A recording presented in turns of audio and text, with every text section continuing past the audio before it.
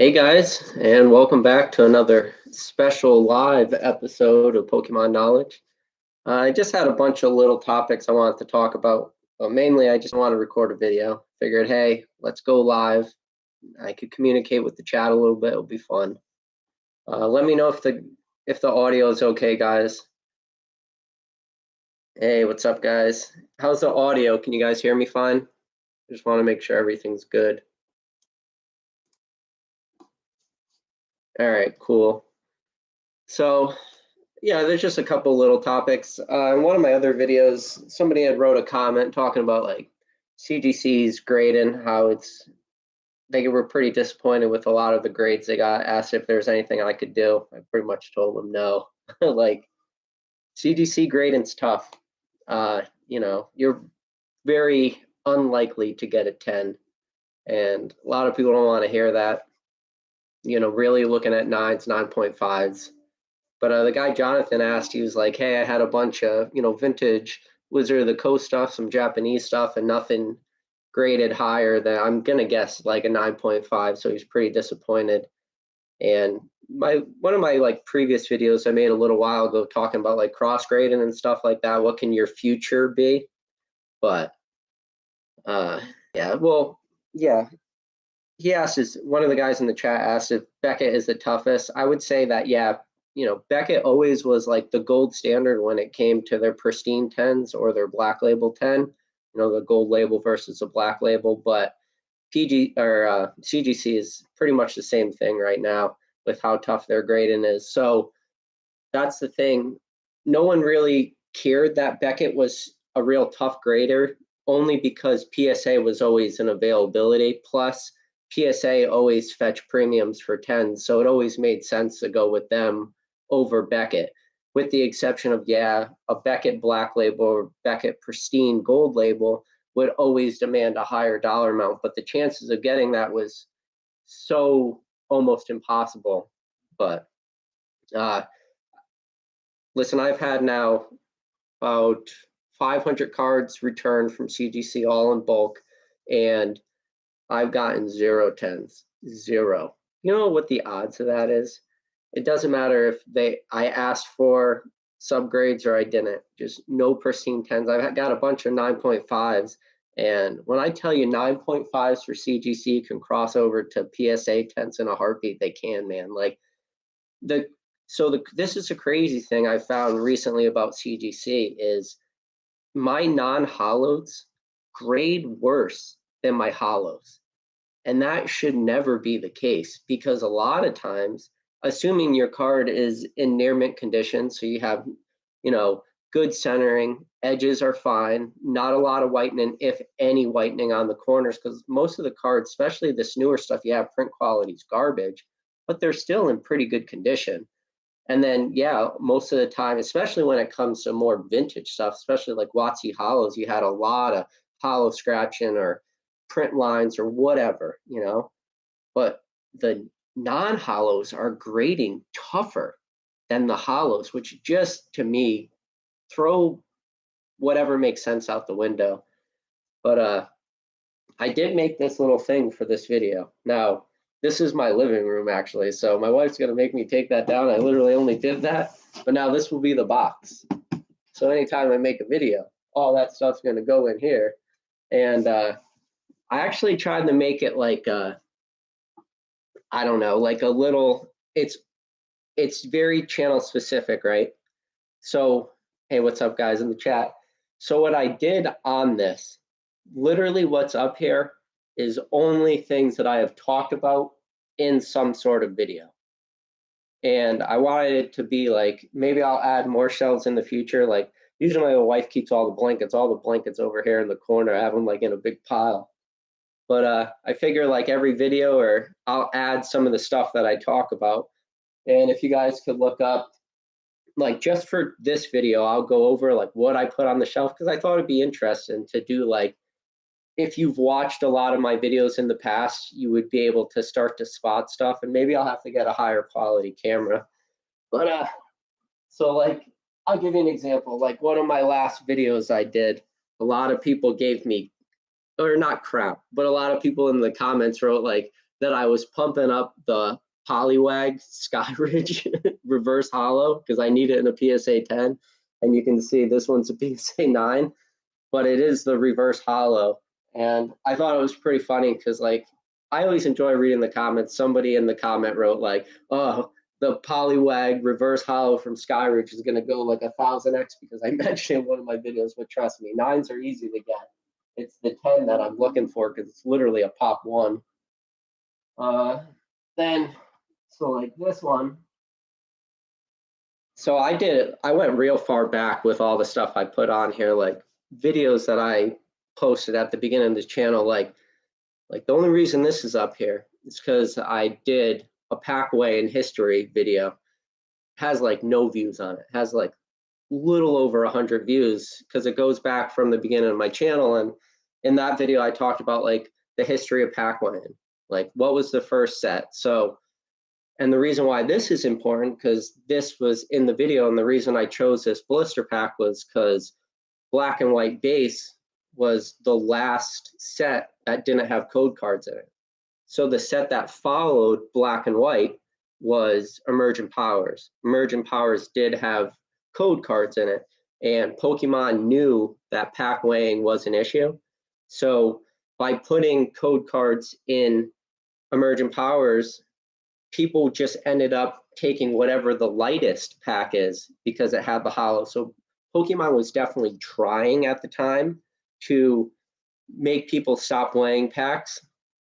And then after Emergent Powers, it took all the way up until Phantom Forces for them to start changing the pack or the cards, like code cards, start to change the weights.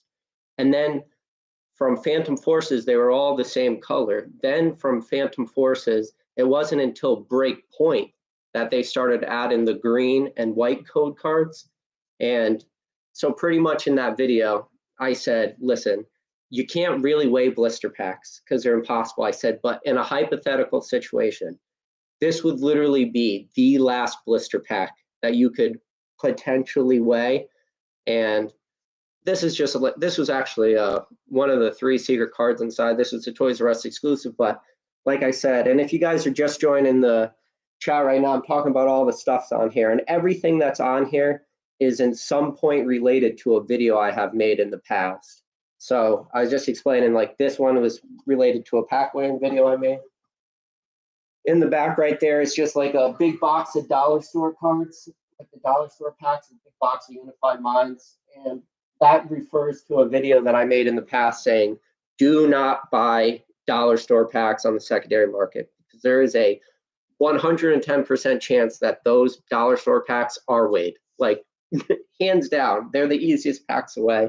There's no code cards. There's only 3 cards in it, trust me. Reverse hollows, they're super easy to weigh. Then this right here is another video I made in the past where I compared different card grading companies. So I had Beckett 8, I compared it to a PSA 8, and then at the time, I didn't have a CGC 8, but I had an 8.5, and then this is a first edition Raichu Shadowless base set, but in that video, I compared all the slabs. So I figured, like, hey, if I put all this stuff up here, and with the exception of this video, I'm never going to talk about this shelf again. It's going to be, like I said, more like a scavenger hunt for you guys. And to see how many of my videos you've watched, if you could actually understand, like, the meaning for each thing on this shelf. Then so we got these cards here. Then I got the 2 CGC Unlimited Raichus that I compared the same grade as CGC. 2 5s, and I said that the consistency between the 2 5s are terrible. Like, in all my experience ever seeing 2 cards of the same grade, I've never seen such like a huge disparity between those 2 CGC 5s. So that was another video. So the Battle Styles ETB, that represents the emergency video I made a long time ago on my channel when GameStop had their Battle Styles pre-orders. I had done like a 2-minute video on this channel saying, emergency, go into store right now. You can get Battle Styles ETBs for pre-order. So that's what that represents. This is this is a good one. I'm sure if you guys are not super new to this channel, you know what this is. This is the Secret Rare Pikachu from Legends Maker. And this is the card that, and the video that created the buyout was up. It was PSA 9. And I talked about in that video, like I compared this Secret Rare Pikachu from Legend Maker. It was a box topper. So if you guys don't really understand, like some of those older sets, like Team Rocket Returns had box toppers, but they weren't the jumbo box toppers. You know, they were the small cards. And like my whole argument was comparing this versus a Darkness Ablaze Charizard. Looked at Pop Report, Darkness Ablaze PSA 9 versus a Legend Maker Secret Rare Pikachu PSA 9. We're both selling for $149. I said, this doesn't make sense at all. I'm like, there's so much more rarity to this card. And the reason why is you'll never see a lot of EX Legend Maker like booster boxes being cracked open. Plus, these cards are loose in the box. They shift around a little bit. You're going to get like a little bit of dings. So to see that Charizard selling the same price as a 9 as this just made no sense. So again, anybody that's new to this video and this recording, I'm just talking about like some of the stuff that's up here. Then I got the two Skyridge Raichus. I got the CGC 9 versus the PSA 9, and I just compared the quality of the CGC 9 versus the PSA 9 Skyridge Raichus, and the Raichu CGC 9 is definitely like one of the higher quality 9s I've ever seen, and maybe there's like a little bit of centering issues on it, but other than that, it's one of the most mint cards. So that was another video I did. This right here, this is the letter I made. If you guys remember, this is to be opened on 8/13/2026. That was that time capsule box I made where I put a bunch of cards away. The Champions Path ETB represents one of the earlier videos I ever made on this channel, where I talked about, like, is Champions Path investable? I talked about the promo card inside. Obviously, in the middle, I don't know if you can see it, it's a sealed Jolteon tin, the brand new tin, because if you guys watched that video where I did the resealed packs inside the Jolteon tin, the first pack was like all reverse hollows from Skyridge. The second pack was like a bunch of just Nintendo hollows and reverse hollows. I think there was some WotC stuff in there too. I think there was like the reverse hollow Hypno from Aquapolis I had in that pack. And then the third one was up there, you can see I got the reverse hollow Charmander and the reverse hollow Mimikyu. So the Charmander's from Burning Shadows, the Mimikyu's from Cosmic Eclipse reverse hollow. I tried to make a point, like talking about how I invest in cards, and I talked about like how in a booster box you're going to get 36 reverse hollows. So the chances of pulling one reverse hollow, especially in like a large set. So the point I was trying to make in that video is think about Skyridge, right? Skyridge has 144 cards in that set. Every single one of those cards has a reverse hollow to it. So in order to, in a perfect world, pull one of every reverse hollow, you would have to open up multiple boxes of Skyridge. So my point was that the hollows in Skyridge are easier to pull than one like Chase reverse hollow. So I tried to make that example with a Charmander from Burning Shadows and a Mimikyu from Cosmic Eclipse, and it totally missed its mark. Again, if you guys are new to this stream, I'm just talking about this shelf. Like every card here represents one of my videos. Up there, you got all the 3 GameStop promos that came out. The Flapple, the Santa Cobra, and the Duralong. Those are the 3 GameStop promos. I did videos about those in the past. Behind that's a Battle Styles booster box. I talked about that being like potentially a good investment. Did multiple videos. Up there you got a Charmander 9.5 CGC McDonald's. That represents a McDonald's video I made. Cosmic Eclipse booster box. If you guys are not new to this channel, you know I've literally talked about Cosmic Eclipse in every single video ever. Then Then I got the Shadowless Red Cheeks Pikachu there. It's a CGC 8.5. So in one of my videos, I had a GMA 7.5 Shadowless Red Cheek Pikachu, which is that 8.5. I cracked that GMA 7.5 case, and I resubmitted that same exact card to CGC, and I literally got one entire number grade higher. It went from a 7.5 GMA to an 8.5 CGC, same exact card. So that's why that's up on that shelf. Behind that is Crimson Invasion booster box. That came in one of my subscription boxes I opened on this channel. What else we got here? Behind there, that's Chillin' Rain Pokemon Center ETB.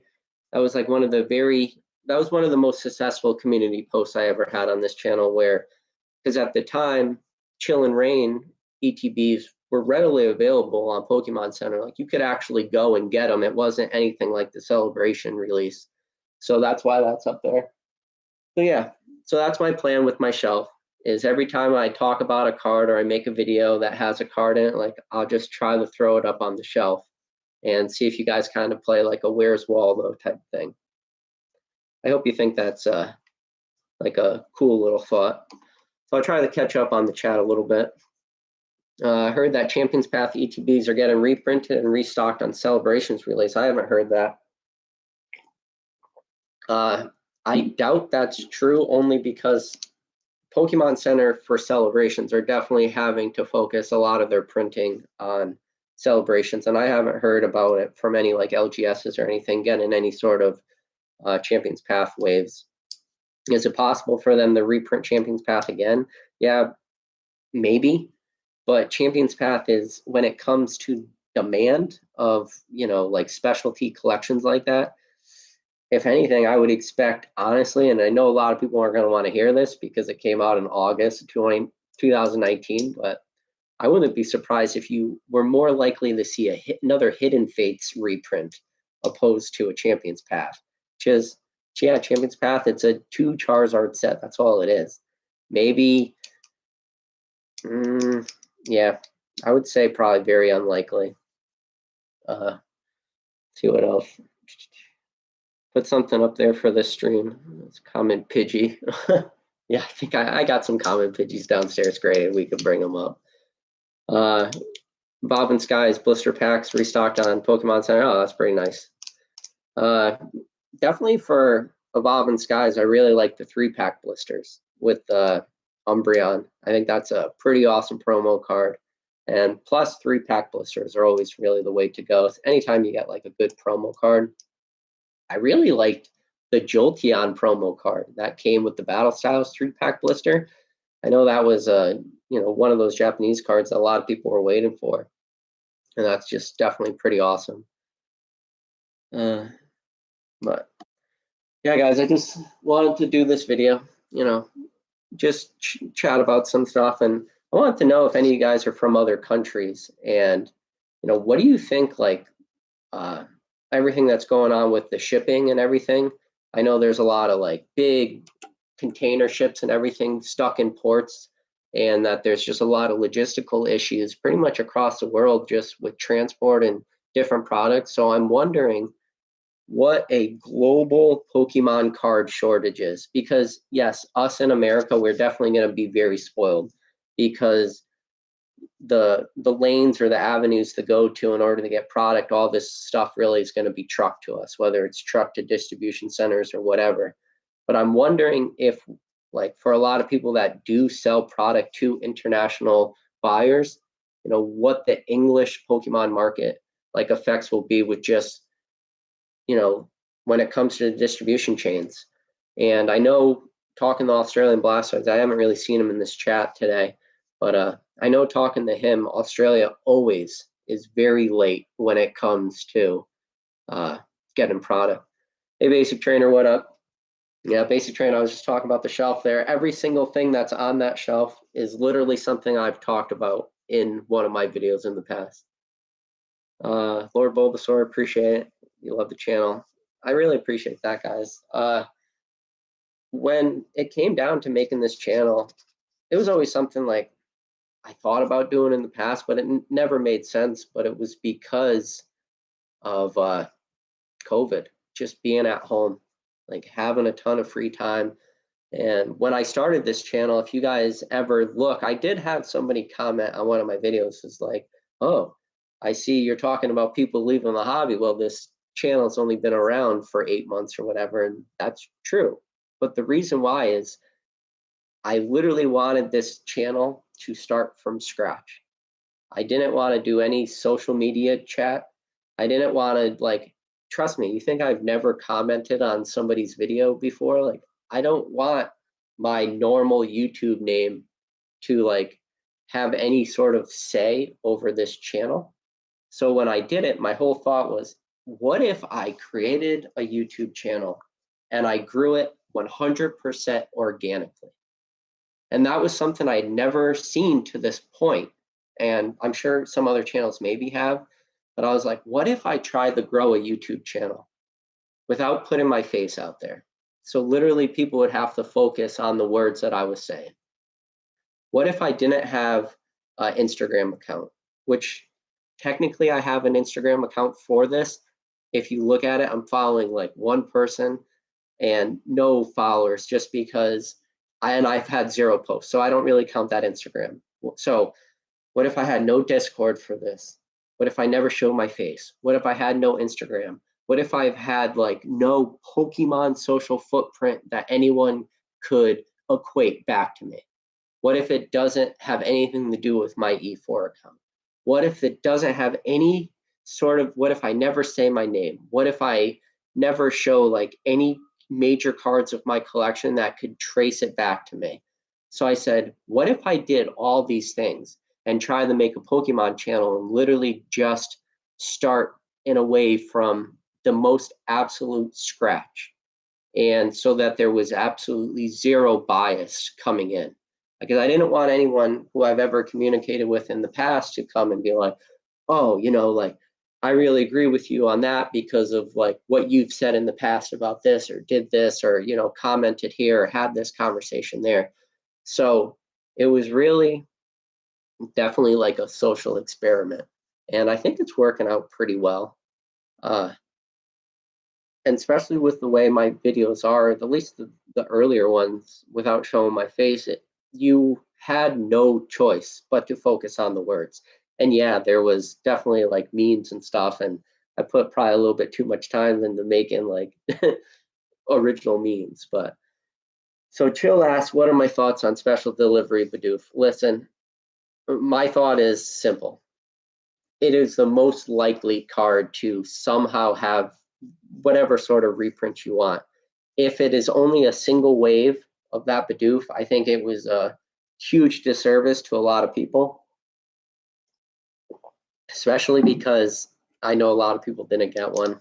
And the prices that we're seeing right now are still crazy, but it's the same thing with the special delivery Pikachu. I always thought that there was a potential that Pokemon would have tried to kill the price of special delivery Pikachu.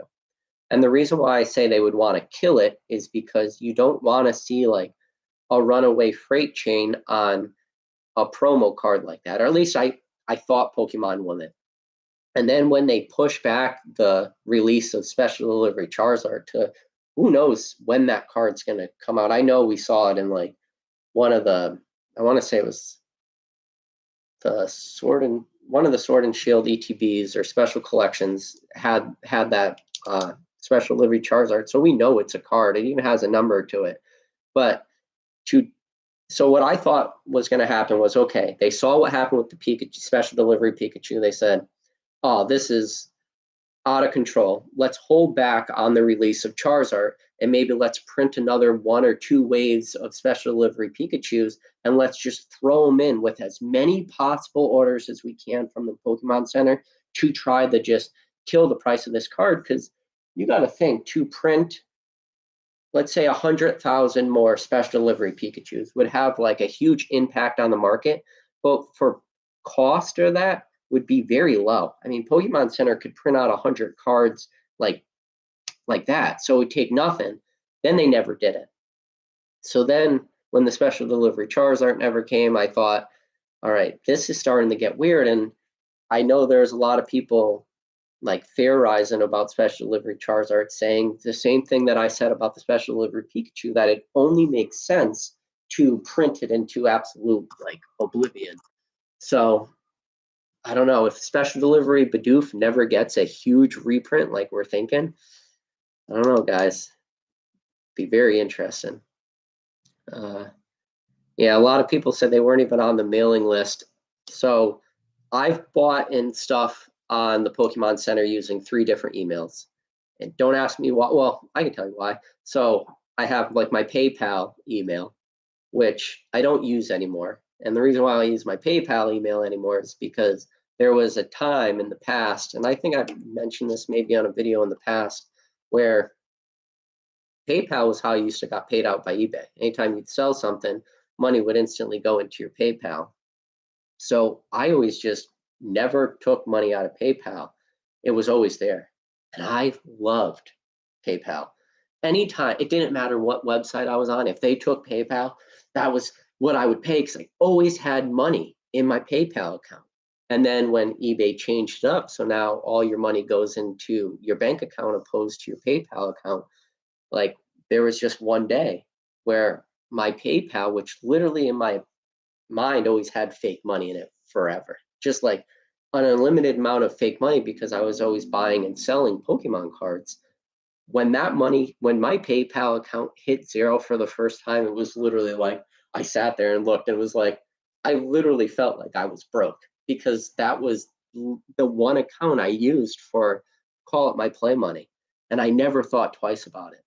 And don't get me wrong, selling cards on eBay and selling cards on PC or PWCC, you got to remember you're still getting paid out to your bank. So it's not like that money is fake money or anything. But psychologically, that's why Pokemon is a lot of psychological stuff. The fact that I thought I was broke because my PayPal had gone to zero because there was no longer money being funded into there. So that's one reason I had, well, that was a big tangent on why I got 3 different emails. And then I was only on the mailing list for one of my emails. So yeah, I definitely feel you there. Basic Trainer said, well, first Andrew said, I think the code has been sent out. Yeah, first time. Basic Trainer said, would you break apart a complete set of PSA unlimited hollows from base, jungle, and fossil and sell it on eBay, or take the set to Collecticon and trade it?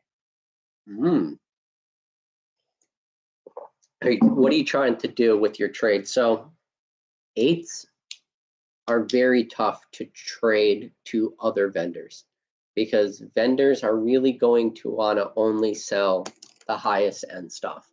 Now, if you are able to trade that PSA 8 unlimited hollow set to like another collector and not somebody at a booth, but really I think when you talk about trading that, you're looking to upgrade that, right? Basic. So I would say sell it because your market on eBay is definitely going to be like the largest possible market.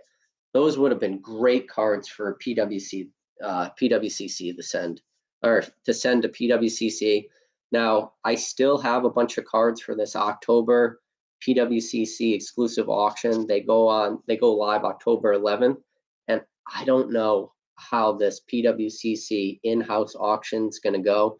I have a feeling it's going to go pretty bad. I feel like I'm going to get beat on a lot of my cards because I don't like to sell any of my high-end cards on eBay anymore. That was always like in the past, but PWCC was just getting such premiums on cards.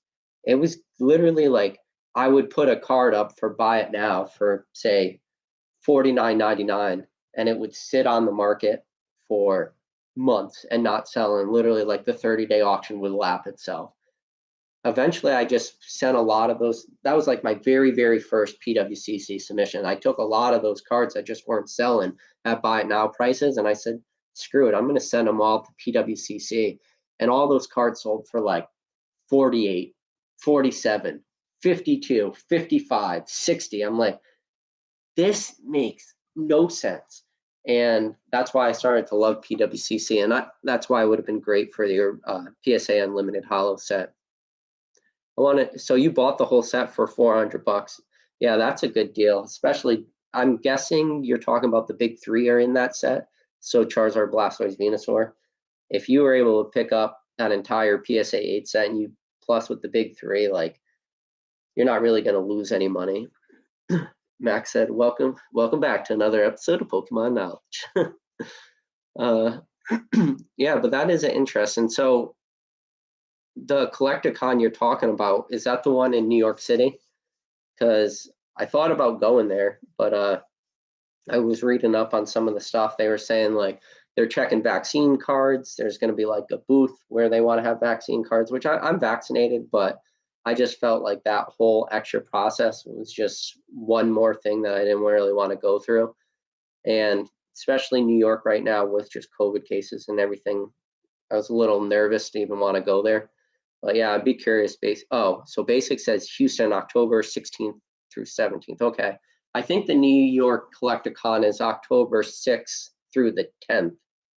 And I looked real quick. The people that were going there weren't even like anybody great. I want to say it was like George Takei from Star Trek and I don't even remember. They didn't even have like good people going. Do you collect anything, any other TCGs or just Pokemon? Not really. I mean, I own some other stuff, but nothing big. Like I don't own any, like any sort of position that would be even worth talking about, and definitely not enough to really have conversations on a lot of this stuff. Cooper said the video made with the Jose Canseco card was hilarious. Do you have that on the shelf? No, I don't. I have that. That will go on the shelf. Now, if you guys don't know what Cooper's talking about, so one of my real early videos, I resaled a pack and I put like a Jose Canseco card in it and a bunch of just other random cards, very similar to the Jolteon tin video I made where I opened all the resealed packs. And one of the cards was a Jose Canseco. And the reason why I do these videos is one for entertainment purposes, but like I want you guys to start to really look at the probability that in the future, because of how much the price of Pokemon has gone up, that scamming for a lot of cards, a lot of sealed product is going to get very high in likelihood. And I've talked about it before on a couple times. The biggest concern coming down the pike for this hobby is recolored cards.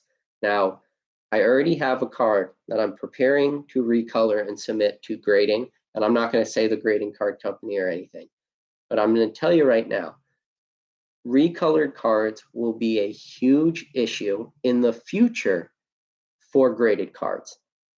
Because I think, and this is just my personal opinion, and this is based off of like no testing and no proof yet, is that I believe that new mom and pop grading card companies, if they're not using the correct sort of lights, they will not be able to identify recolored cards. And one of the things that I saw on CGC, I don't know if you guys follow CGC on Instagram, but CGC had like a training expo down in Florida where they invited a bunch of people to grade cards and they talked about their grading process and how they get like whatever. But a lot of the people I saw like doing their practice tests where people were looking at these CGC practice cards, no one had the lights that I thought were required to identify recolored cards. Because the thing about recolored cards is you will not be able to tell. I cannot tell a recolored card because like the quality to recolor, and you got to remember, so you can take, what do I got? Take the Legends Maker Pikachu, right? So I already know why this graded a 9. It's this corner right here. If you take a, card that is easily recolored and you recolor that little corner, you're only recoloring one of 4 edges. And if a grader who's inexperienced or a grader who's just rifling through mountains of cards because it's so much demand, they're going to look at that card and they're going to see 3 corners and they're going to just gloss over that 4th corner that's been recolored. And then, so this 9 could potentially be a 10 at another grading card company. Now, if you have it under the correct lights, it's gonna stick out. But I do believe, and I honestly believe, it's gonna be the biggest pandemic coming down the line for Pokemon cards. So I would be very nervous with the mom and pop grading card companies just for that reason. And I've literally done a video on this channel before where I showed how easy it is to recolor a card. And I literally found a card that was just, the edges were all beat up, like actually to the point where you could feel the edges. There was so much chipping going on. And the recolored edges, the only way you can tell that card was recolored was because you can feel the edges. Like it's a pandemic that's going to potentially go on, and I don't think a lot of people believe me or whatever, but we'll see what happens.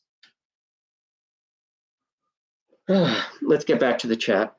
All right, John, I appreciate you stopping by. I know you said you got to go. Well, when does the PWCC auction start? So PWCC for this round starts on October 11th. Yeah, definitely probably will be some good deals there. I don't know what people are really selling. I think a lot of people were nervous with PWCC. I did have some money in my PWCC account. I don't know if you guys are super familiar with PWCC, but it allows you to like take your money in certain ways, or you can just buy cards with that money in the account. And I actually drained my account when PWCC lost its account with eBay, but I didn't take out any of my cards. So just keep that in mind. I don't have any money, so I'm not going to be buying in this auction. Maybe I will consider it, but Aguado said, "Hey bro, love the channel. By the way, do you think that GameStop will do an in-store pre-order for the Ultra Premium Collection and figure box? They recently added 2 as unavailable to the app. I haven't heard anything. Hopefully they do. Now, for the Ultra Premium Collection box, I have my fingers crossed that I'm able to land one on Pokemon Center, because Pokemon Center, to my knowledge, has not put up the Ultra Premium Collection boxes. And I really believe that our best opportunity, just like as a collective whole, to get those premium collection boxes at MSRP is going to be through Pokemon Center. If GameStop does do the in-store walk-in pre-orders, there's a chance. And that will be one of those things that will probably not get leaked. So Basic Trainer said it's October 11th. Yeah, so October 11th is when my cards go up for auction, not when it ends. What do you guys think about the gold Charizard and the gold Pikachu in the Ultra Premium Collection?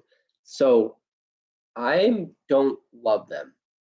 I don't dislike them, but I'm not like blown away by it, but it doesn't mean I'm not going after that product.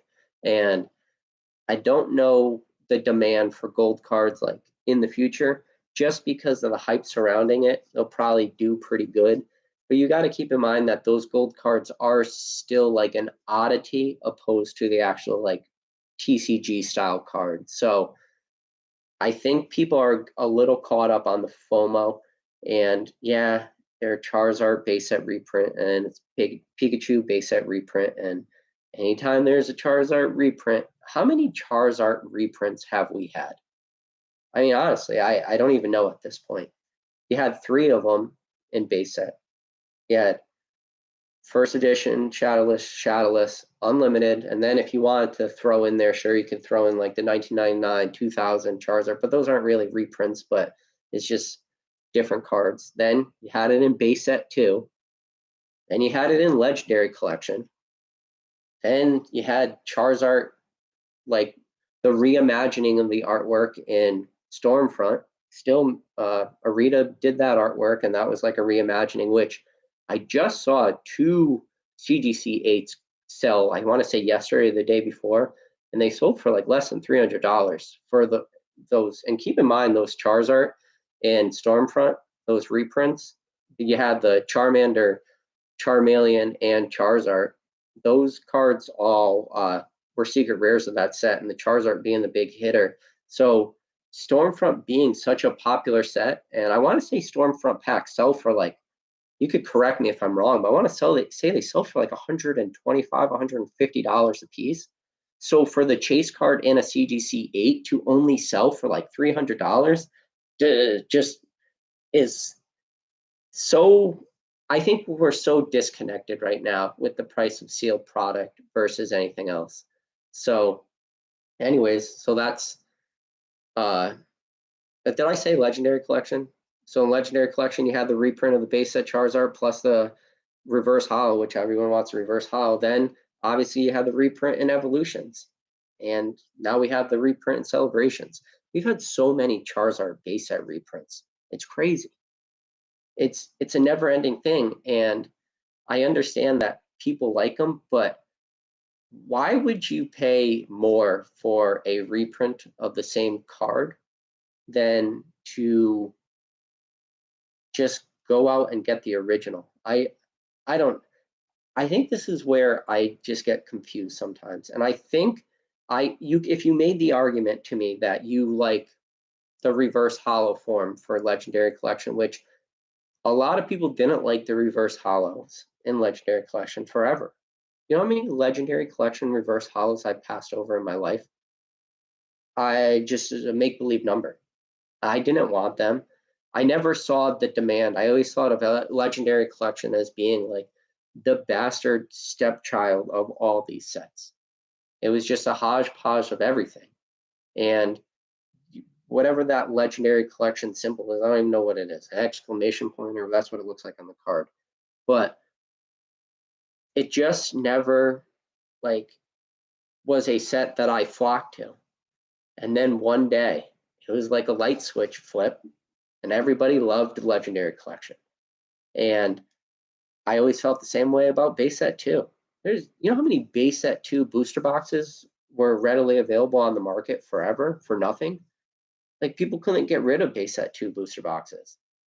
I don't even know who bought them all up, but then they did. And then one day, base set 2 just exploded. Like, there's the way the market has evolved is so amazing. I hope somebody who is really analytical and really does the research is able to one day write like a New York Times bestseller on not just, you call it what you want, the Pokemon bubble or the hype of 2020, type of 2021. I already seen like Logan Paul's name mentioned in the chat. Logan Paul, while he was a big factor that a lot of people maybe who were his followers came to Pokemon, I don't believe his impact was as large as everybody's making it sound. I think that it was just a perfect storm of a lot of things, but I really think it was that, you know, lockdowns and the COVID and everybody staying at home and everybody just flocking, because you got to remember, for a lot of people, COVID was just some of the worst times of some people's lives. And ironically, while it was the worst time for people's lives, people also probably had like some of the most money that they've ever had. You know, people weren't going out to eat. People weren't like spending any money because you literally weren't able to leave your house. So people had all this money and they flocked to just something that was a, you know, beacon of happiness and hope. And you said booyah, I said yeah. And during COVID, money printer go burr. That definitely was a fact too. So it's just like all these crazy things happen. And I look back on like what were the moves I would have changed or what I wish I could change. None of them I wish I could change, because honestly, like, I never expected the market to do what it's doing. Like, even as prepared as I would like to pretend to tell myself that I wasn't, because a lot of it was just like sheer dollar amount. I mean, I would send some submissions to PSA and it would be like 20, 25 cards. I wish I was sending thousands of cards to PSA. I wish that I never in my life sent a submission less than 1,000 cards. But even at $7 a card, to send 1,000 cards, that's $7,000. And it wasn't like in 2017, 2018, you could literally just grade a piece of cardboard, literally not a Pokemon piece, just any cardboard, as long as it's in a PSA slab and graded a 10, there'd be somebody a lot to buy it. So, and I think a lot of people don't understand is that the price disparity, and Basic Trainer earlier, he talked about like having all PSA 8 set graded, paying $400 for entire unlimited base set or unlimited holos PSA 8 for $400. The price disparity between a PSA 9 and a PSA 10 for a lot of cards, it was so drastic that you would lose money grading 9s. Like, not all the time, but that's why some people have a lot of 9s, because they weren't really worth selling. But ironically, if you were a collector opposed to just an investor, when you got those 10s, you wanted to add them to your collection. So like, there's a lot of 9s that I've sold in the past that I was scrambling to sell 9s to pay for like the grading fees. So how ironic is it to see where the market has gone just in, like lower grade cards? And now, pretty much anything you can grade, as long as it grades a 10, you do well. So, and I know it's so crazy time. We'll get back to the chat. I like cards of Pokemon with different types than unusual, like water type, Lugia, and a psychic type, Nidoqueen. Yeah, so you're just talking like Delta Species cards, I'm guessing. Who's that, Devo? Yeah, Delta Species cards are awesome. I should have brought up, there's a million things I would like to put on here, but yeah, I definitely love Crystal's Charizard, the Charizard Delta Species from EX Crystal Guardians. I was spacing on the name of the set. Yeah, the EX Crystal Guardians Charizard. It's definitely one of my favorite Delta Species cards. And that card I still think floats a little bit under the radar. Yeah, I think it sells for like a couple $100, but like for the set, it's still pretty good. Let's see what else we got. What do you think is the next catalyst for Pokemon TCG 30th anniversary? What type of sealed products, in your opinion, will appreciate the most between now and then? So Gallic, I don't know how to say your name, Gallical, eh? I've talked about it before. I don't know if we'll see like a huge catalyst for the anniversary. Yeah, Pokemon does pump out big things for the anniversary, but for the 20th anniversary, I don't think it had anything to do with the fact that it was Pokemon's 20th anniversary. I think it all had everything to do with Pokemon Go. So yeah, we did see hype for that, but Generations, and I don't want to get into it again, but my memories of Generations again is so much different than everybody's else. Everybody else talks about Generations like at release, it was a super hype set and everybody was paying a ton of money for it. I never had trouble finding Generations ever. So I live in a different world, I guess, than everyone else, because everyone else said Generations packs spiked to like $30 at release. If they did, I was living under a rock. And then again, with like Evolutions, it was a set that, in my opinion, was fun to open because we got a lot of like, reprint base set cards, but it just seemed like another reprint. And there was a lot of it out there. Not only was there a lot of it out there, you want to talk about getting set fatigued. That is a set fatigue. Like, a lot of people will get set fatigued with battle styles because battle styles will be in every product from now until the 30th anniversary, similar to like a Crimson Invasion, similar to an Evolutions. Like, people get set fatigued, and Evolutions was the set fatigue of all set fatigues. It was so to get back to your question, what do I think are the good products? I've talked about it on other videos. I believe that the products to invest in are products that have good promos. And it doesn't matter the set as long as it has a good promo. And those will be the products in the set that people will want to go back to. And I think people will talk about like sets as a whole as in a negative, but there will still be individual products, like even like a Battle Styles. The single pack check lane blisters still have the Charmander, and that Charmander has like a pretty nice hollow pattern to it. The 3-pack blister for Battle Styles still has that Jolteon. You look back on some like the team up, single pack check lane blisters that has the Pikachu and the Mimikyu on it. You know, those team up packs, they're sold for like $30 for a check lane blister. You can buy speaking of team up, and speaking of Jolteon tins, you guys, so I've talked about this in the past. You know, there's like the Jolteon GX tins from 2019. I think there's a Flareon, Jolteon, and Vaporeon. Look just like the tins, like that's up there. But those tins, those GX tins, they have 2 team up packs in it. So what do they have? They have 2 team up packs, 1 Lost Thunder pack, and 1 Ancient Origins in those. Those are the 4 packs that are on those tins. Those tins right now on eBay, you can buy for $29.99. And that is a perfect, this is when the subscriber count just, or all the views just drop down. Everybody races to eBay to buy those tins up. I just create another buyout. But think about like how much people want team up packs, and how much people want Lost Thunder packs, and how much people want Ancient Origin packs. Maybe not Ancient Origins, but I'm sure there's some people out there would like those packs. You could literally go on eBay and buy 2 team up, 1 Lost Thunder, 1 Ancient Origins, $29.99 with free shipping. But yet people just don't do that stuff.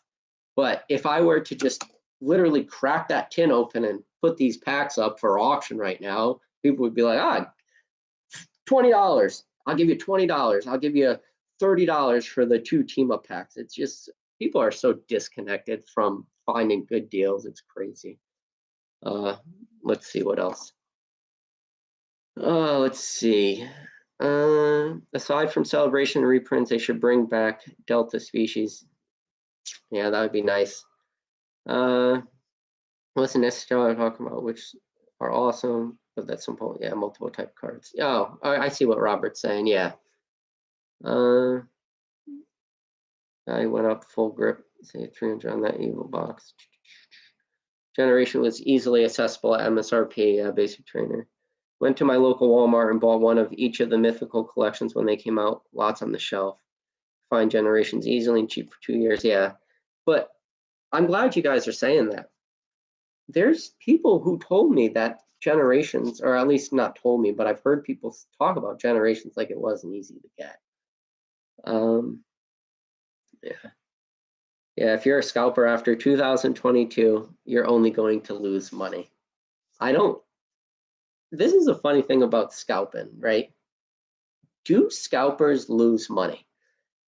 And the reason why I say that is because at what point does a scalper become an investor?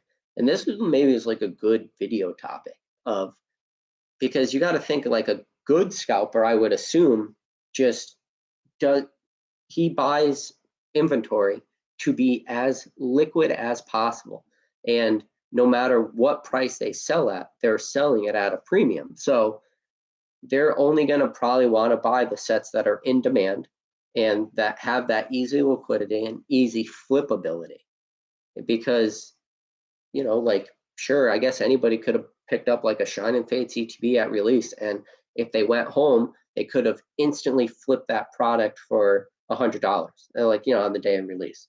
But if they were to sat on that ETB for, they paid $49.99 for it at MSRP and they sat on it, with your eBay fees, with your shipping costs, when that price dropped down to 70 or 65 or 60, like how much did all that money go away? So I wonder, like, those scalpers who didn't sell immediately or just aren't super familiar with the market, like how much of a bath did a lot of those guys take, or will they take? And I think I don't want to get into it because it was like, never mind. It was a video I made that I pretty much said I'm never going to talk about again, but I made the comparison of how do like LGSs, are they like scalpers? But like that would be a good example of like battle styles being, if with like that thought process in mind, that flippers will get caught with a lot of product that they won't be able to easily sell. Could you look at battle styles like that, but in more of an LGS standpoint? because you got to remember when Battle Styles came out, it was in extreme demand. You're talking $160, $150 for a booster box. ETBs were easily selling. You could sell an ETB for, MSRP is like $39.99. You can sell them for $49.99 at release, like they were going out of style. Like you could sell those things instantly. But because a lot of their prices were super high, people didn't want to buy those. And then as the price and the supply, the price went down, but the supply, especially through Pokemon Center, and Pokemon Center is the gatekeeper of prices. When I tell you Pokemon Center is the gatekeeper of prices, I don't think there's any better example in modern day of gatekeeping prices, and when I say gatekeeping, like holding back the price as the price for Evolving Skies. Pokemon Center, Evolving Skies booster boxes at pre-order, $144. I never recommend you guys paying $144 for booster boxes. I don't care what argument you give me that $144 is MSRP. You could take that and just take that argument and just go away, because I want nothing to do with it. Booster boxes are not made to, first of all, they don't have real MSRP. There's a reason why they're priced the way they are. Those booster boxes are made to sell packs individually. To sell packs individually, you're supposed to sell those packs at MSRP. So to sell those packs at $3.99 a piece, that is where the booster, so to say that booster box, where you will now take all that work away from whoever's selling it. But anyways, back to the topic. Pokemon Center had Evolving Skies booster box at $144 at pre-order forever. As soon as Pokemon Center finally went out of stock for those booster boxes, the next day we saw the prices in the aftermarket especially just go crazy. So that's why I'm a strong believer that Pokemon Center is the gatekeeper of all prices. And if we ever saw Pokemon Center being able to just absolutely get a make-believe amount of product, they could, in fact, just Pokemon Center alone, cripple all the prices, secondary market prices for a lot of this modern product. But just with the way the market is, with the way the demand is, with the way printing is, with everything going on, that's the only thing saving the hobby right now, especially the secondary product or secondary market modern product prices. But I want you guys to know, have any of you guys saw the exact situation that I'm talking about, where Pokemon Center had booster boxes at 144, and really, Evolving Skies were tough to get booster boxes for cheap. Saw a couple at like 120, 110, 105. But when I say they were very small, they were almost nothing, meaning it wasn't worth it to share or anything. They just sold it out as fast as possible.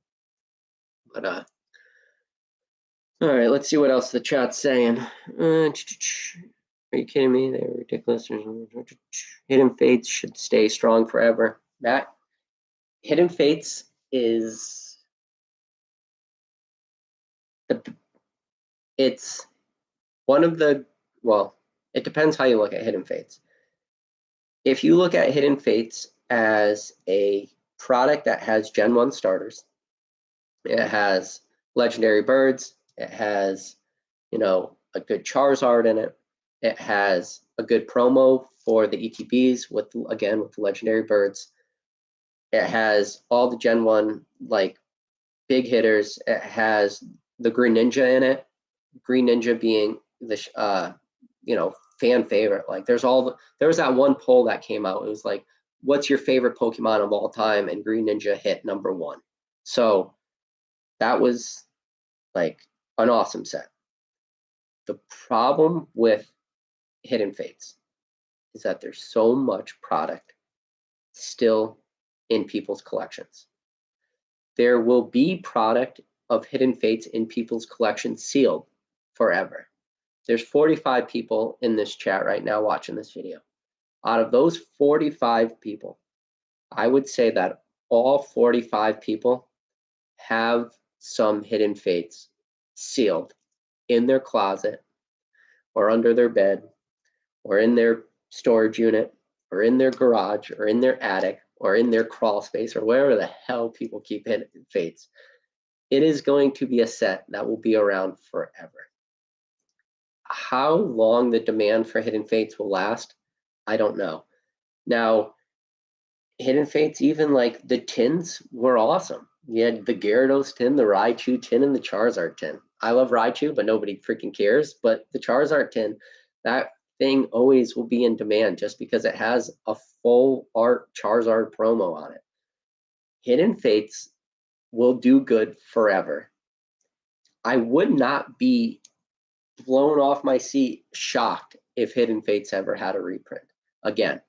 I know a lot of people don't think it's going to have a reprint but they kept saying that for the previous reprint. I mean, Hidden Fates in the realm of timeline is not super old. Hidden Fates was released August of 2019. And then, yeah, it overshadowed like Cosmic Eclipse, and we've talked about that and stuff in the past, and all the sets surrounding Hidden Fates. But there is more of it out there than I think people actually know or want to agree with or believe. And yeah, that's my stance on Hidden Fates. Will it be investable in the future? Probably. And the reason why is because if there is no chance of a reprint, meaning we don't get one at all, and I'm totally wrong, then yes, prices will continue to increase.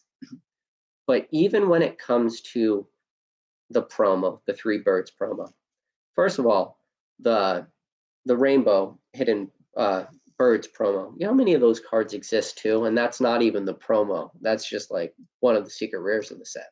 There are so many of those cards. It felt like those cards were one per ETB. That's how common they were. So the amount of Hidden Fates in gradable cards that will hit the market in the future is a borderline make-believe number. And I don't know where Hidden Fates will fall in the long term because of how good of a set it is and it was. I would not shy away from Hidden Fates if you could pick it up at MSRP or close to it. But if you're going to go like the crazy route and spend like astronomical prices just to get some Hidden Fates because for whatever reason you missed out on, and even at release, Hidden Fates was tough to get. But Hidden Fates at release was not impossible. Hidden Fates was definitely the first Pokemon set that was tough to find. And the thing too is it was tough to find pre-COVID hype, pre-2020, pre-2021. The supply of any sort of Pokemon card, evaporated in 2020. So maybe leading up into 2020, that had like a big catalyst for Hidden Fates. I'll be interested to see. So hey guys, everybody that's just joining, I see we got a couple people joining. Again, I made the shelf just for this video. Every single card or every single product on here is very special because I've talked about it in one of my videos before. And if you want to know, like, so that will be the new thing that I'll be doing in the future, is that I'll be putting up like, call them Easter eggs. I'm going to get a better camera. Right now, this is just on my laptop, so I know the quality is pretty bad. But I'll be adding new cards to that shelf. So it'd be sort of like an Easter egg hunt. I'll get a actual HD camera instead of just like this potato I'm recording on. Let's see what else we got. Yo, when I get my PSA return, can you feature them on your channel? I sent in Mints, Crystal, Zard, Gold Zard, Gold Star Rayquaza, etc. I don't know. I don't know if that is something. It depends if you're trying to sell those cards or not. I don't want to use my platform to sell cards. That's not what I designed this channel for. That's not what I want to do. But if you get some real good cards and you want to just send me photos of them, and there's no way that people are able to relate those cards to you as a selling platform, then yeah, I would definitely be willing to show them off, from a viewer. Hidden Fates is top tier collectability, but there's so much of it at PSA right now. I see how many people want, yeah. What if they do? Yeah, unpopular opinion. Shining Fates is more fun to open than Hidden Fates. That is a unpopular opinion, but I don't hate that. If you really like a huge Shining Vault, Shining Fates is the way to go. I mean, Shining Fates had its art too. That is also interesting, right? Is that Hidden Fates, we never saw secondary market prices go back to MSRP. They always stayed pretty strong. Shining Fates, we did see prices get right back to MSRP. You know, again, I talked about Pokemon Center, and I'll keep talking about it as the huge gatekeepers. Pokemon Center did have a lot of real late reprints, or not, I don't want to call it in print set, but like they had a lot of restocks, I should say, of Shining Fates that did not sell out instantly on Pokemon Center. Especially like the Crobat VMAX boxes, the EV ETBs. There was some of this stuff sat on Pokemon Center for a while, and I bet you could probably even find like a pin collection box on Pokemon Center right now. Don't quote me on that, but it is interesting the drastic change of demand between a Shining Fates and a Hidden Fates. But Shining Fates, when it comes to hype, was definitely one of the most hyped modern sets we've ever come across. So that is a very unpopular opinion, Thrifty, but I actually like it. And if this is my big thing too, if you like opening sets that no one else like flocks to as much as maybe another set, like if there's somebody out there who their favorite set of all time is Battle Styles, more power to you. Like, first of all, Battle Styles, you look at Battle Styles at the $85 that it hit for a super modern set with a ton of hype. The value in the booster boxes of just the raw cards, was pretty high. The Urshifu alternative art, that card sells for a lot of money. The Tyranitar, like I call it the Yogi Bear like the Yogi Bear, the actual bear from the cartoons, like at the picnic, that's what that card looks like. That card is a very strong $100 card. And yeah, are your chances of pulling one of those two cards like a very high likelihood? No. But there was a lot of strong full art, a lot of trainers, a lot of good cards in Battle Styles. It was just missing like a crazy hype chase card, but it is pretty interesting to think about like that. But anyways, if that is like a set you like and is a set that's readily available on the market for cheap, like more power to you. And if anything, like I'm definitely envious of anyone that's able to, like a lot of sets like that. Like that's my favorite set right up there. Top shelf, middle, Cosmic Eclipse, booster box. It is, in my opinion, the greatest modern set ever made. I thought it when it came out at release, and it was still available on the shelves. And it didn't matter what store you went to, Cosmic Eclipse were on the shelves. And then one day it was gone. It was just gone. It was as if it was there. Like you go into your Best Buys, you go into your GameStops, you go into your Targets, you go into your Walmarts, go into your Party Cities. Maybe not Party City. Party City always had like the oldest set. But anyways, you go in anywhere and you could buy Cosmic Eclipse. And Cosmic Eclipse was so much fun to open. It was an impossible set to complete, and I have not, and I at this point will never finish the full binder set. And one of the big ones is I never pulled the Lily's the Lily's Full Force. Never pulled that card, and that card in just raw is super expensive right now. And I never pulled the Charizard Braxton Rainbow Rare either.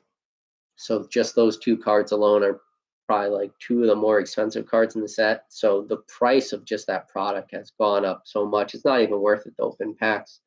One of the last like booster or packs of Cosmic Eclipse I even opened was like from a Meowth VMAX box.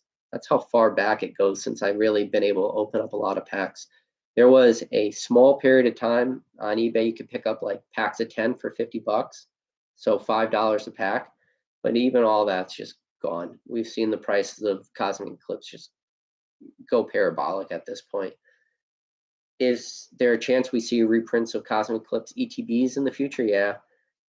If you guys follow Pokemon Center, if you follow any of these real good like Pokemon TCG drops on Instagram or anything like this, Pokemon Center does once in a while get some decent restocks, and I still have my Lost Thunder ETBs from Pokemon Center in my cart right now, and I do not want to pull them out because I was just this late, and that was yesterday. So yeah, time of recording this video is October 2nd. Yesterday, October 1st, I put Lost Thunder ETBs in my cart at Pokemon Center yesterday. So Pokemon Center definitely trickles through some of these ETBs. And if we ever saw a Cosmic Eclipse reprint, which is less and less likely, but it wouldn't be impossible to see some of these ETBs come, push through.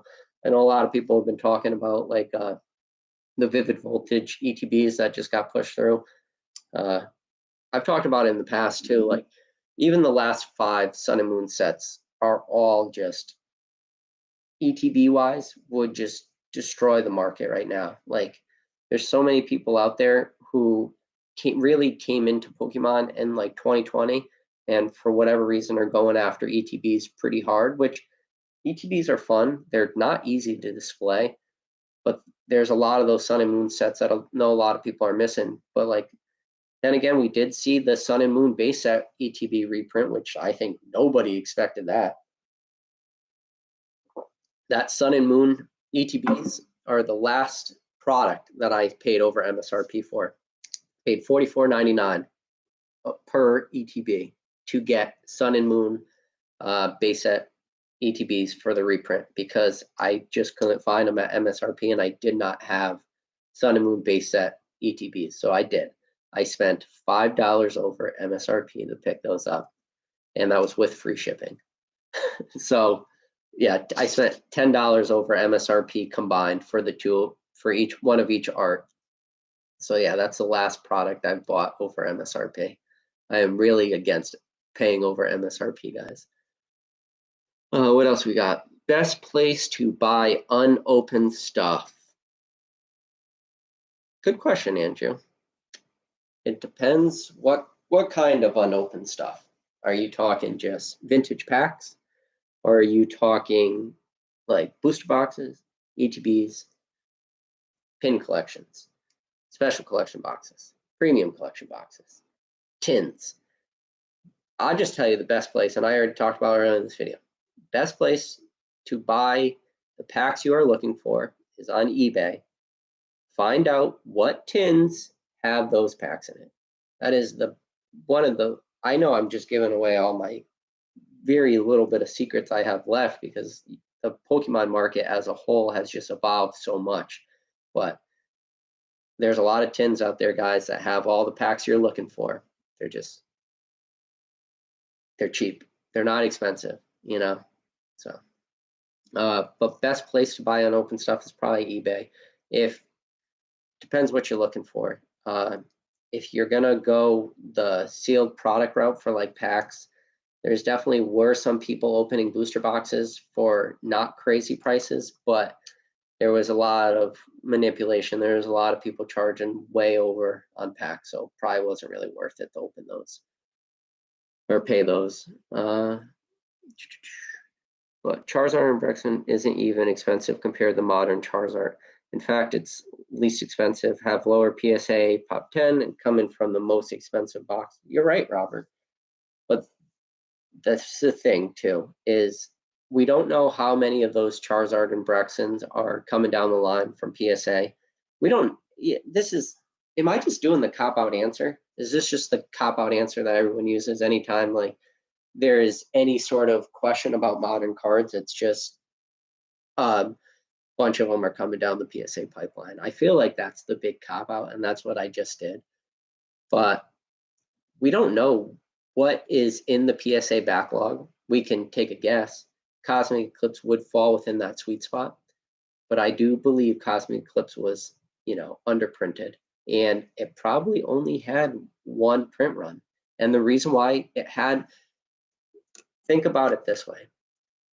The Cosmic Eclipse, we have waves now. We have wave 1, so like wave 1 of a product release, wave 2, wave 3. And they work the same exact way as a reprint. Call it what you want, call them a wave, call them a reprint, they work in the same way. Cosmic Eclipse came out November 2019. We had Hidden Fates, still right around that, super popular.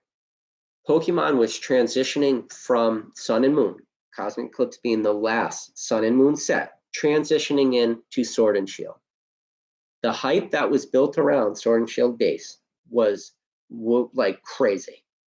Cosmic Eclipse totally undershadowed. No one really cared about it. The hype was there for Sword and Shield. The hype was there for Hidden Fates. Here's Cosmic Eclipse right in the middle. Then in March, COVID happened, shutdowns happened, all this stuff happened. There's probably only one print run of Cosmic Eclipse. And if there is a bigger print run of it, it was the smallest secondary print run ever. We heard rumors about it for months, thought it was going to happen, but they were the printers needed to print so much Sword and Shield base set to meet the demand that was there for it. So there's less Cosmic than Team Up. Yeah, in my opinion, there's definitely a less Cosmic Eclipse than Team Up. Both sets are very low printed. Team Up is definitely just the more expensive of the two booster boxes, and that's tag team cards in general were very interesting. I didn't think tag team cards would do as good as they did because I always thought some of the tag teams were questionable. I thought like some of the like tins had some really good promos too, like the Celebi and the Venusaur on that. Was the Venusaur tin was a pretty awesome promo. Actually, you know what? But then you have like Piplup and Blastoise in Cosmic Eclipse, and that is actually a good tag team. So I take that back. There are some good tag team combinations. Now, can you imagine if they had like a Charizard Pikachu tag team card? I know they had the Pikachu Zekrom card, and was more like came in all the promos. I think it even came in like a bunch of different sets. But like if they had like two big heavy hitter tag team card, Pikachu Charizard, that card could have been a monster. All right. Let's see, Robert said, obviously it will be more graded and will surpass Burning Shadows 1, but still doesn't justify the 7x price difference no matter the gradability. I guess it all comes to people knowing about it. Burning Shadows is an interesting set. Burning Shadows is a relatively lackluster set. It does have the Charizard, and that's about it. And it's probably one, if not the best Charizard like chase cards of all time. One of them, when you look at like, well, I take that back. All time is a huge stretch for a modern card. It's one of the best chase cards because wasn't that card like a trophy card for Japanese cards, and no one expected to see that in like a rainbow rare form. So to have like a huge Japanese chase card, to have it in Burning Shadows is a big deal. Let me know if I'm wrong on that. I think I'm right though. Are you filming out of Eastern Europe? No, I'm not. Do you think Chill and Rain is slept on? I think that's a good question, Andrew. Is Chillin'? You're asking some good questions today. Chill and Rain is sort of slept on. Chill and Rain has a ton of good cards in it. The set as a whole is probably, I would say that Chill and Rain is, all right, here's a good way to put it. Chill and Rain, in my opinion, is the Lost Thunder. As Lost Thunder was for Sun and Moon, Chill and Rain is to Sword and Shield. So if you think about it that way, Lost Thunder was one of those sets that was slept on for a relatively long time. It took a lot of people to really look at Lost Thunder and to see it being not the greatest set of all time. So Thrifty said, no, that was a Champ VMAX. Yeah, I'm sorry. I was confusing two cards. But yes, to go back to what you were saying, Chill and Rain is definitely the Lost Thunder. Lost Thunder was a good set for Sun and Moon, was slept on for a long time, took a lot of people to really go back and look at it. I think in the future, people will look back on Chill and Rain as a very similar sort of set. That's just my opinion. What is your view on collecting sub PSA 8 grade cards for collecting who have smaller budget to work with? I think those cards, it depends on what you're grading. It depends on the card. There's a lot of low pop cards that you could probably get away with in PSA 8. For modern, I'd stay away from PSA 8s because I do not believe that the demand for PSA 8s will be there in the future, because for modern cards, there will be so much of them graded. For modern cards too, they're all going to be in near mint condition for the most part, near mint to mint, right? Like there's nobody really opening packs of modern day cards today, pulling a chase card and not instantly sleeving it and throwing it in top loader, throwing it in a card saver one. There's just that's not really a thing anymore. Even with like older WotC cards, binder condition cards at high grade or high condition binder cards, really PSA 8s are very attainable for a lot of the WotC vintage stuff to buy raw. As long as you know what you're looking for, and you could usually identify like a near mint card pretty quick. So if that is the route you want to go to start collecting on the cheap and collecting PSA 8s, my opinion would be to just grade that card yourself. Find a card in near mint condition, wait for PSA to open, because your question asked as a collector, collecting. So if you're going to do that as a collector, there is so much opportunity there to really make like a nice PSA 8 set in the future for way cheaper than it would be to buy it. And that's my opinion on that question. Got a bunch of team up when they release, still got a case left. I think I may open it to see what I get. Andrew, don't open your team up booster box. I would not do that. I keep that baby sealed. Let's see, battle styles, worst cutting errors ever. I don't know, I've seen, there's Pokemon quality control is terrible. So that was, DL just said battle styles, worst cutting errors ever.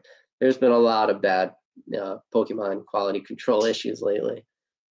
Chill and Rain is riddled with too many rainbows, especially every full art trainer getting one, and a gazillion Calorexes in it. Yeah, so I never played Sun and Moon, or no, sorry, I never played Sword and Shield for Game Boy. So I'm not super familiar with like the Calorexes. So the card as a whole, I know a lot of people were hyped about it. It just like it was a card that I didn't get. And to be on like the cover of the ETBs, to be the chase cards, to be the cards that people were talking about, that is a problem that I'm just not super familiar with the character. So that is definitely a problem when it comes to some of the modern stuff. I think Celebrations is way too overhyped and will have long print life. I'm not buying too much of it. Just Pikachu figure box, good idea enough. Yeah, Pikachu figure box. Listen, if anytime somebody asks me, is it a good idea to open a product or to buy a product, I'm always will just baseline say, if you get it at MSRP, it's a good idea. Keep it sealed and take the risk. Hedge any kind of investments you do. Understand the risks that's going to be in any sort of product like that. But if you were to ask my opinion, what is probably going to be a product that is less likely to have massive prints, it's going to be like that Pikachu figure collection, just because of like the logistics from the Pokemon in order to get the pieces for that. But we've said that about so many products, and it's just hard to say. But I would say go for it. I'd never seen one of those boxes in person yet, so I don't know like the dimensions of it. And if it's tough to store, tough to display, it might be an issue.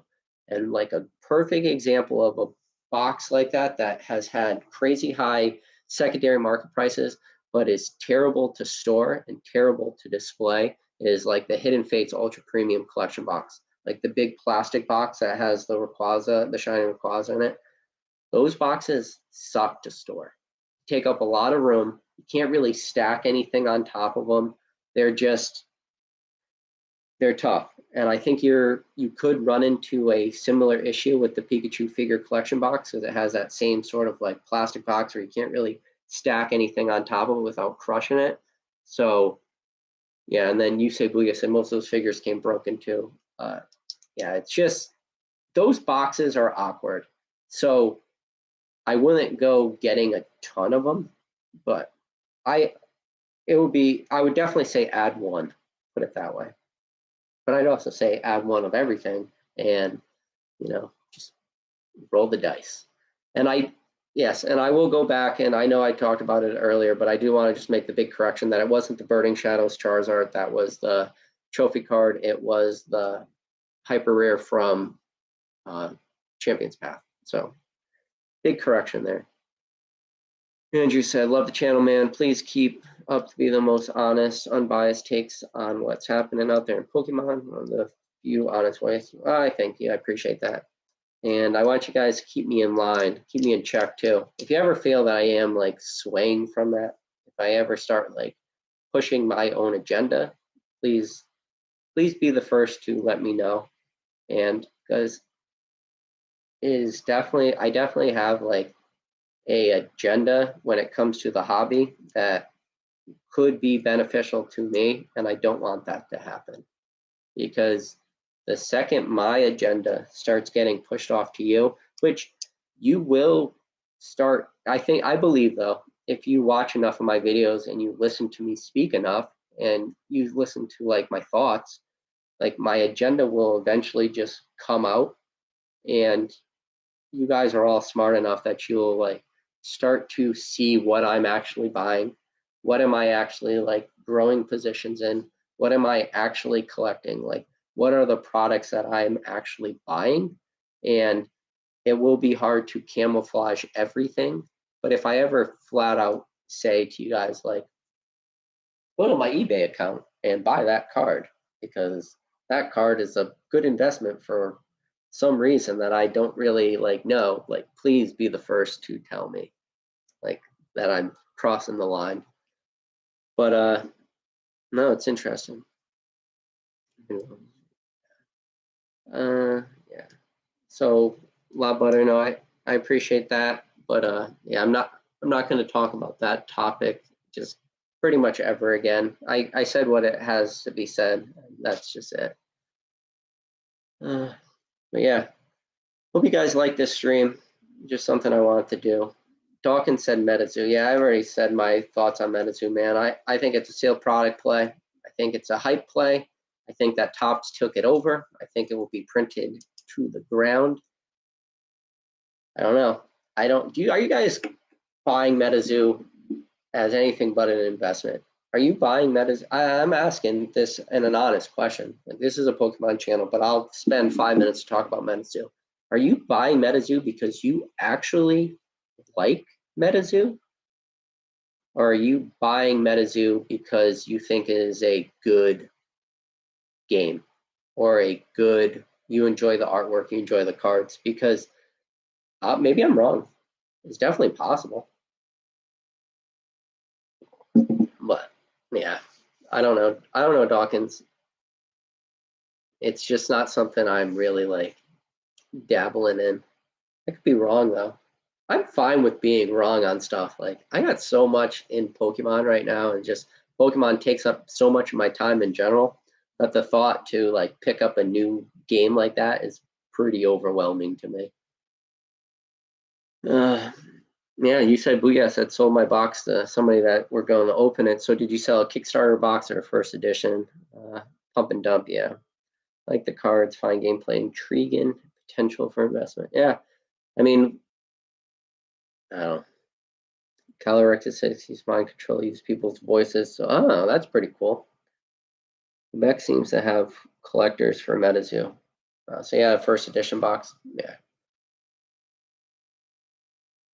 But yeah. So I would love a Pokemon event to start up pretty soon. Let me let's talk a little bit about Fusion Strike.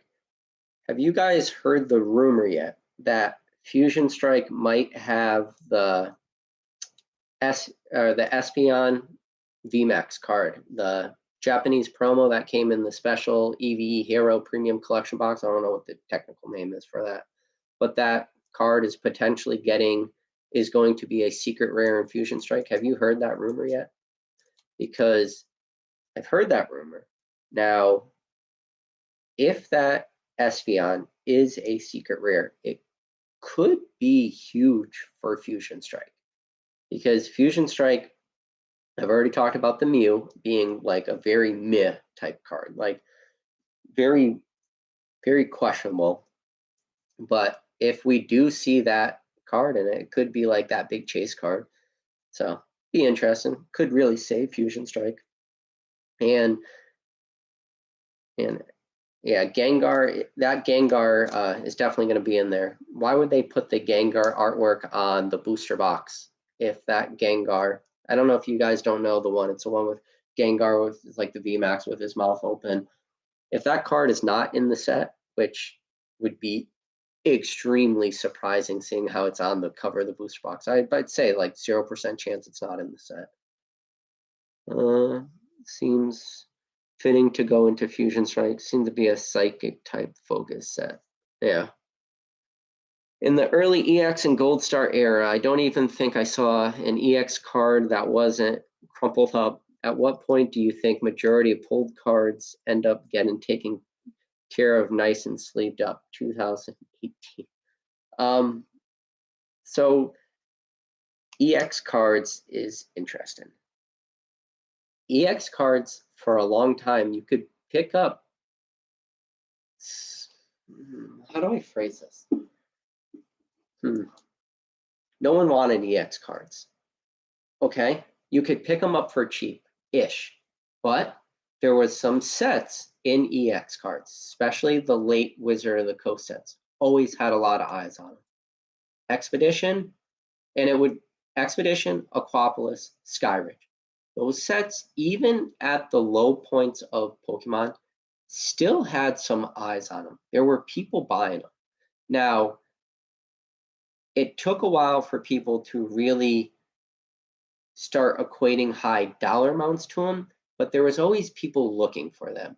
And especially when it comes to like Skyridge and Aquapolis, there was a period of time where Skyridge cards never came up for sale. Right now on eBay, you can type in Skyridge and see like a pretty decent amount of cards for a fair price, but there was a while that they were very hard to come across.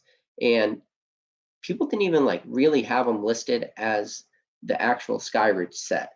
They had them listed as like Pokemon Lot 2003. Then it always ran into this order too. It was Skyridge, Aquapolis, and Expedition. But you would find a lot of people would really go after Aquapolis to collect. Maybe it was for the artwork of the cards, or maybe it was for the fact that Aquapolis was just that much easier to acquire over Skyridge. So to say like that, you know what? I'm rereading your question. You're talking about EX, but you're talking about and Gold Star era. So now, as it comes to like the later Nintendo sets, you know, with the introduction, like Skyridge is June, and what did EX Ruby Sapphire came out in July-ish, like July 16th, I want to say. It's like a month. It was like a month that Skyridge had their one print run. Now, the card quality is almost identical, very similar. Cards were different types of chase cards because you had EX Ruby Sapphire, but then you went right into EX Dragons as the second set of EX, and EX Dragons had the 3 secret rares of it. And Dragons is a slept on set. It has the Charmander secret rare, has a Charmeleon secret rare, it has a Charizard secret rare. So EX Dragon only had 97 cards and then the 3 secret rares, so 100 cards total for that set. It wasn't a huge set, but it still had like, it was a dragon set. It had like the EX Dragonite. It had the EX Rayquaza. It still had some pretty good cards in it. Then you went into like EX Sandstorm, and the reason why I'm talking about these 3 sets, like Ruby Sapphire, EX Dragon, and EX Sandstorm, because EX Sandstorm was the third one. Like a lot of people are Evolution fans, and EX Sandstorm had like the Vaporeon, had the Flareon, had the Jolteon. Like it had some pretty good evolutions in it, but those 3 sets are still slept on to this day. So that's why I like to talk about those sets, is because no one ever really looks at them. They're just float under the radar, and everybody wants to then just go up to like, okay, let's talk about later EX sets, because that's all anybody wants to talk about. You got like EX Delta Species, EX Deoxys, Power Keepers, I don't know, any Gold Star set, right? Like those are the sets people want to talk about. Those are the sets that people are interested in. But some of those sets, when you strip back a lot of what they are, like EX Deoxys, yeah, EX Deoxys has Gold Stars. The price for EX Deoxys booster box is parabolic. EX Deoxys is not a fun set. It's not a great set to open because your likelihood of pulling one of those Gold Stars is so extremely low. It's crazy. And then even like Howlin' Phantoms, right? Again, Gold Star set. Everybody likes Gold Stars. Howlin' Phantoms, yeah. I would say that EX Delta Species now has some of the more fun common cards. It's got like the Ditto cards in it.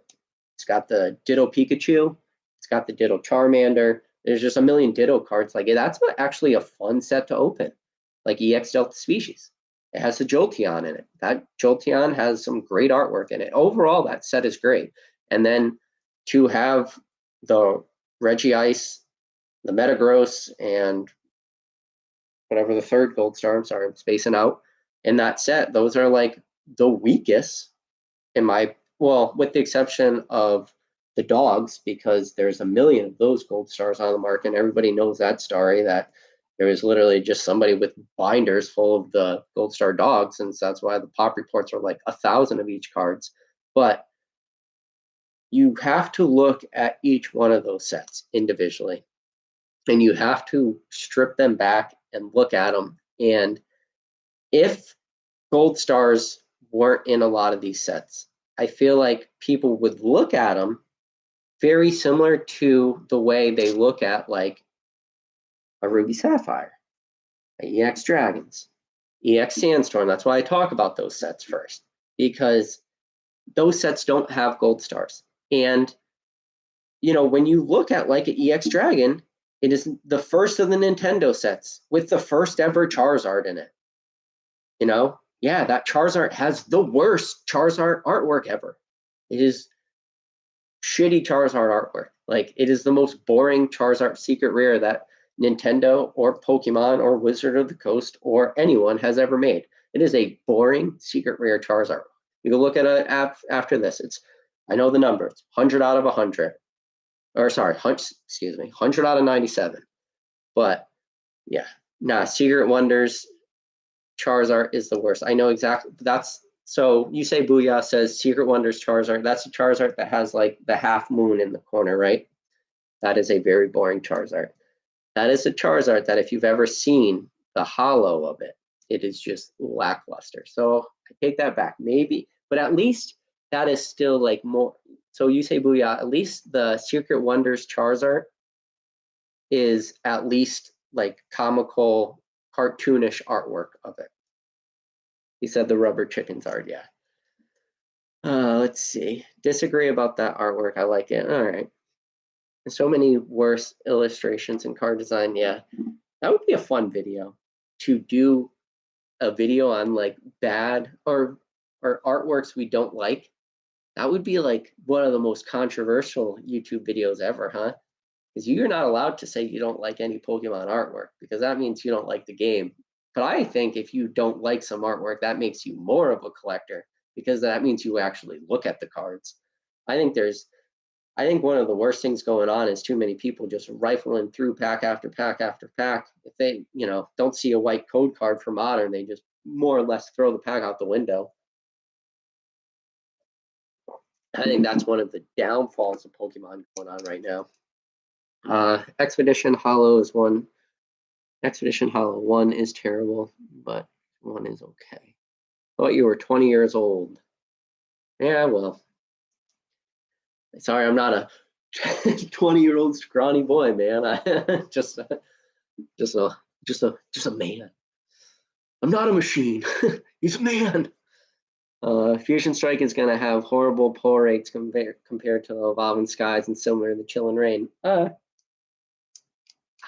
don't know that. I love to speculate, though. I always am curious at pull rates, right? And I talked about this in my last live stream. When we look at pull rates, we look at like vintage cards, and I talked about gold stars, 1 out of every 72 packs. So that's 1 out of every 2 booster boxes. That was like the gold star pull rate. And I don't know how true that is. I've never been able to verify or deny that, because I have never opened up enough like gold star sets to test that number. Pop Series 5 packs. You want like the Umbreon Gold Stars. Okay, 1 out of every 40 packs. Again, these are numbers that I can't verify. Those numbers are very low when you look at modern chase cards. Modern chase cards is like 1 out of every 200 packs, 1 out of every 250 packs to get like the actual chase card you're looking at. But nowadays, modern products have a bazillion secret rares. It's like a set that has 12 uncommons, 12 uncommons, 3 rares, and 100 secret rares.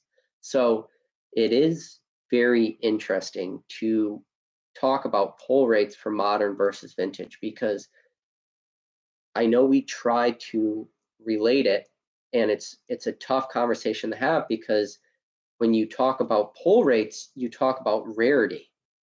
But the thing is modern product there's so much more of it than there was a lot of the vintage stuff. So even though the pull rates on paper are much harder, in fact, in reality, there's so many more of those cards, just because there's so many more booster boxes and so many more packs in general being printed. I think it's a fascinating conversation, and it's a great conversation to have. But I do like that question. Yeah, Daniel. So no, I appreciate that, Daniel, because like I said, it's just it brings up the conversation, and it's a conversation no one ever has. But can I ask you guys to do me a favor? I got 49 people in the chat right now. If you could just real quick go down below, hit that like button, because by you hitting the like button just for a video like this, it will put this video out to other people. And you never know, maybe if you guys do like this channel and you do like my content, maybe by you hitting the like button, there'll be somebody who's never seen my channel before and will just come across this video and be like, huh, I like that. I like that he has Rockefeller Center. My wife hates that photo. I love that photo. All the rest of my house is full of just girl stuff. That's the only thing I got is that photo, and then that shelf that I'm going to have to take apart, put in this cardboard box when the video's done. And again, I'll say it one more time. That shelf, every single card that's on there is a card that was in one of my previous videos. And I know I saw, again, I just want to show one card. Is this one? It was actually sitting next to me still. This was like the last video I did. The Poliwrath Reverse Hollow from Skyridge. This is a PSA 9, but I'm still looking for this card, the PSA 10. And you guys got it. It's a PSA Pop 1, PSA 10. I'm looking for it. Shoot me a shoot me a message if you have that card, if you're that one person in the world. I think Poliwag PSA 9 has a pop of like, I don't know, 40, 49, 50. So this PSA 9 is like in fantastic condition. And the thing about these reverse hollows from a lot of these older e-reader sets is there's so many scratches that could like easily happen on the hollow foil. What do you guys think about that artwork? I think it's, oh god, I think it's just the most cartoonish, like just Pokemon in general. I love artwork like this, and especially Skyridge as a whole. Maybe I'll do Skyridge. Maybe I won't. I don't ever want to do collection videos because I don't want to just like put cards out there and say like this is what I have. But Skyridge artwork as a whole is awesome. And the reason why I like Skyridge is because, in my opinion, it is almost like Atlantis, like the story of Atlantis, right? Like it reminds me of that sort of feel to it. Like every card tells a good story, and it's just it's an awesome set. It does have here. So, but then it has some of the worst artwork, like the Raichu Skyridge. This is from the video where I compared the CGC 9 Raichu from Skyridge to the PSA 9. This is the hollow Raichu from Skyridge. This has like one of the worst Raichu artworks. It is such a polarizing set. But I think that's why Pokemon's so great, right? Because you can take a set that you love, because you love the artwork, and then my favorite Pokemon could literally have arguably one of the worst artworks possible. So it is interesting. And I don't know if you guys have ever held e-reader like hollows too. They're just they hit different. They're overall like I don't know. Like I don't know. You take a card like this, right? So again, this is another video. You have, sorry, I know the glare is terrible, but this is a Shadowless First Edition Raichu. And this is just unlimited PSA. This is from another video I had in the past where I took CGC Raichu, I took PSA Raichu, and a Beckett Raichu, all the same grade, and I compared it in one of my videos. That's why I said the shelf is literally things that I made on videos in the past, but like even Shadowless cards just hit so much different than unlimited cards. What people don't realize is, and I've talked about this before, is everyone looks, yeah, there's no shadow. There's the date at the bottom has 4 numbers instead of the 3 on the unlimited. But the writing and the color, it's darker. But the writing, the spacing of it is so much better. It's so much easier to read. It's just like bigger writing too. I don't know. In general, there's so many nuances to Pokemon. There's so many nuances to just the hobby as a whole that it's so interesting to dive into all this stuff. And I don't know. I love it. I love the history. I love that you can look at a set, you can look at a card and pick something up different every time. And or you take a card. I wish I had a card that would be a good example. Yeah, I don't have one, but like some of like the older hollows, like this guy, like this has like, you can see like the stars as you take it and you move it in different directions. Like this one has an awesome swirl too. If you can see that. Oh god, never mind. Glare is terrible. But anyways, like some of the hollows you can take and they have like that bubblish hollow, but there's like the Pokeball in it. And if you guys don't have passion for this type of stuff, if you're just in it, like I said, for 100% investment, which I think Pokemon's a great investment, but like you will grow further and you will continue to do better in the long term if you are like passionate about what you're collecting. And a lot of it is just spending time and like, you know, diving in. And maybe for my next videos, I don't know. Sorry, I went off on a tangent. I got all emotional right there. I love your, let me put that Raichu looks so weird. Yeah. Skyridge Jolteon is bad. Yeah.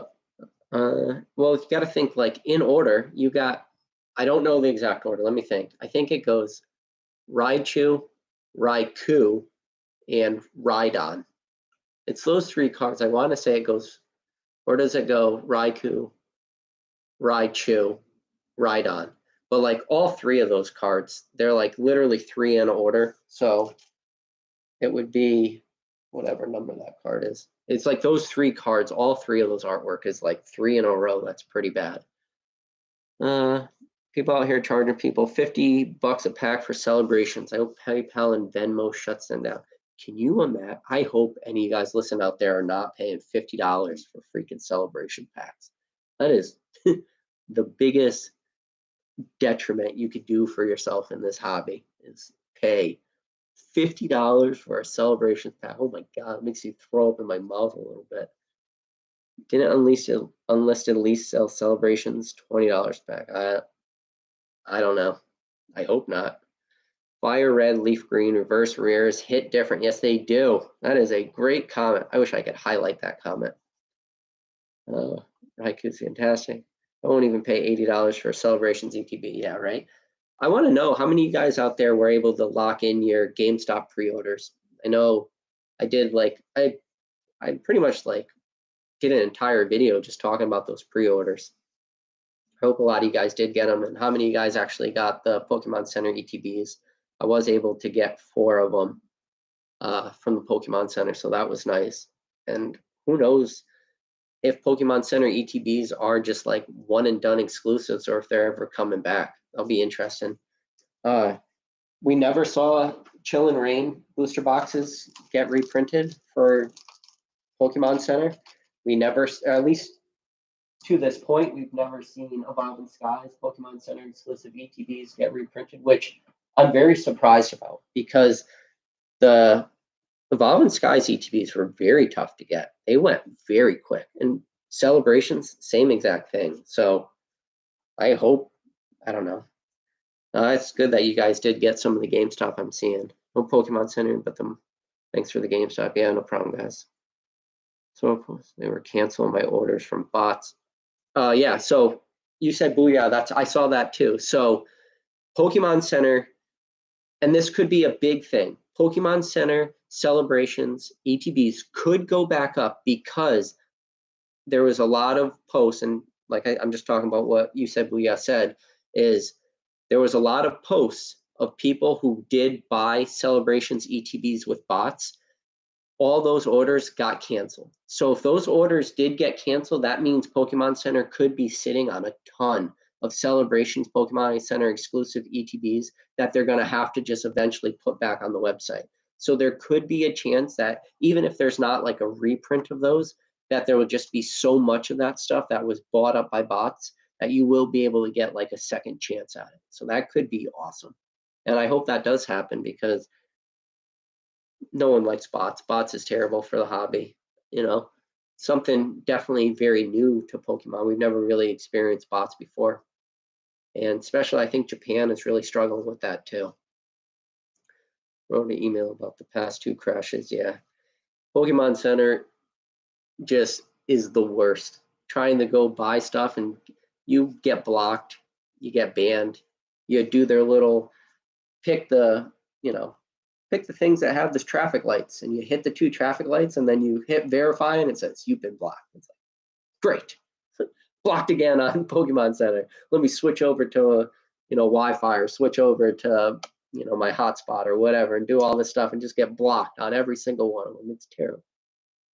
All right, guys, it's getting late for me. I hope you guys like this very spontaneous live. Do me a favor before you go, hit that like button. appreciate every one of you guys that came in, especially every one of you guys that wrote in the chat. I had a lot of fun. And I plan on doing this a lot more. But hey guys, other than that, catch you on the next video.